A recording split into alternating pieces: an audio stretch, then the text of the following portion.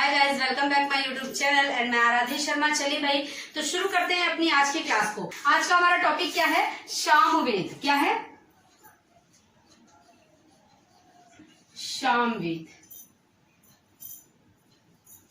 सामवेद के बारे में जानेंगे, टोटल सारा कुछ जानेंगे सामवेद के बारे में। तो सबसे पहले तो ये जान लीजिए कि सामवेद जो है ना, सामवेद को भारतीय संगीत का जनक कहा जाता है। क्या कहा जाता है? भारतीय संगीत का जनक। चलिए भाई, तो यहाँ पर पॉइंट डाल के लिखिएगा, सामवेद को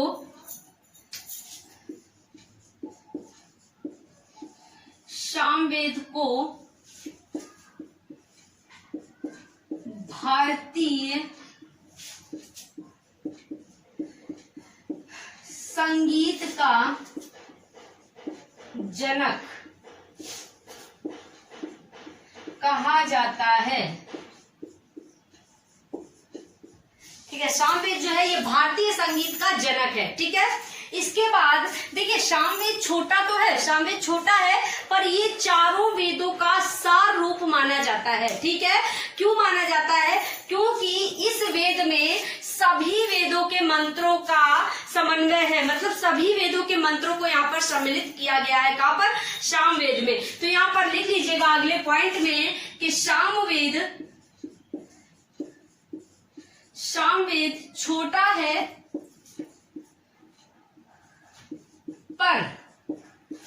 पर इसे सभी वेदों का सार रूप माना जाता है।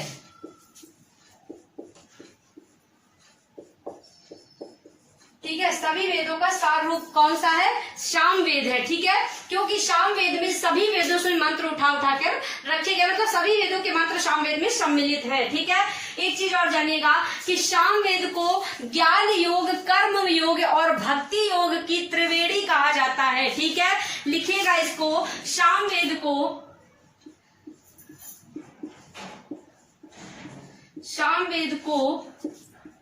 ज्ञान योग,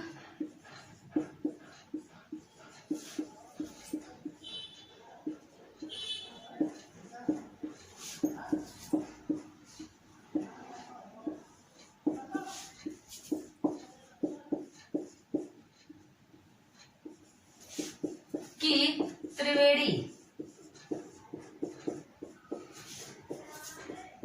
कहा जाता है। ठीक है, सामवेद को ज्ञान योग, कर्म योग और भक्ति योग की त्रिवेणी कहा जाता है। ठीक है, आई बात समझ में? चलिए भाई, नेक्स्ट देखते हैं। देखिए, ऋषियों ने सामवेद से ही मंत्रों को विकसित करके संगीत को विकसित किया। ठीक है, मंत्रों का संकलन करके सामवेद से ही ऋषियों ने संगीत को विकसित किया।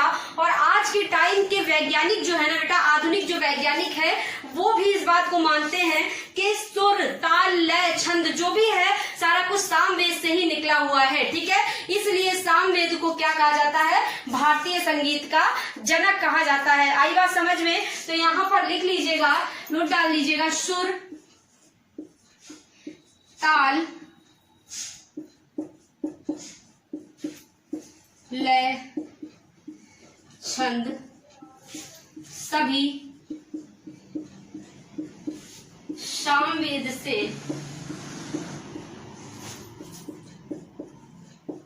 निकले हैं। ठीक है, क्योंकि ऋषियों ने मंत्रों का संकलन किया और विकसित किया किसे? संगीत को, सामवेद से। ठीक है, इसलिए आज के भी जो वैज्ञानिक हैं वो भी जानते हैं, मानते हैं इस बात को कि लय, ताल, छंद, सुर जो भी है सब कुछ सामवेद से ही निकला है। ठीक है, चलिए भाई, अब देखिए, सामवेद के मंत्रों का उच्चारण कौन करता है? सामवेद के मंत्रों का उच्चारण देखिए के मंत्रों का उच्चारण उद्गाता द्वारा किया जाता है। किसके द्वारा? उद्गाता द्वारा किया जाता है। ठीक है, ये भी आपको आराम से याद रहेगा, क्योंकि सामवेद जो है ये भारतीय संगीत का जनक है। और संगीत क्या है, गाया जाता है ना, संगीत को गाते हैं। और यहाँ पर भी गाता निकल रहा है, ये देखिए गाता, ठीक है। तो उदगाता, उदगाता मतलब उदय हुआ किसका, गाने का, संगीत का, ठीक है। तो उदगाता, तो मंत्रों का उच्चारण कौन करता है, उदगाता द्वारा किया जाता है। आ गई बात समझ में। चलिए भाई नेक्स्ट पॉइंट है सामवेद का उपवेद क्या है। जितने भी पॉइंट हैं सारे मोस्ट इंपॉर्टेंट हैं, सभी को, ज्यादा पॉइंट्स नहीं है, छोटा सा ही है सामवेद। तो इन सभी को आप अच्छे से पढ़ेंगे और दिमाग में बैठा लेंगे, ठीक है। सामवेद का उपवेद क्या है, तो ये उपवेद क्या है, गंधर्व वेद। क्या है, गंधर्व वेद, गंधर्व वेद, ठीक है। सामवेद का उपवेद जो है ये है गंधर्व वेद। आ गई बात समझ में। चलिए सामवेद की 3 शाखाएं हैं, सामवेद की 3 शाखाएं हैं, कौन कौन सी, तो लिख लीजिएगा। सामवेद की 3 शाखाएं, नंबर 1 किथुई, ठीक है, किथुई। नंबर 2 जैमिनीय और नंबर 3 राणायनीय, राणायनीय, ठीक है। तो कौन कौन सी है, किथुई, जैमिनी और राणायनी, ये 3 शाखाएं हैं सामवेद की। चलिए तो देखते हैं इन्हें हम याद कैसे करें, क्योंकि जो शाखाएं होती है ना, ऐसे ही ऋग्वेद की, ऐसे ही यजुर्वेद की और ऐसे ही सामवेद की, सारे के सारे के वर्ड, जो शाखाओं के जो वर्ड होते हैं ना, ये बहुत टफ होते हैं, वर्डिंग बहुत टफ होती है। तो भाई इनको याद करने के लिए हमें कोई ना कोई ट्रिक, थोड़ी बहुत ही रिलेट हो रही हो, ट्रिक तो चाहिए होती है, ठीक है। ऐसे याद नहीं होने वाली है ना।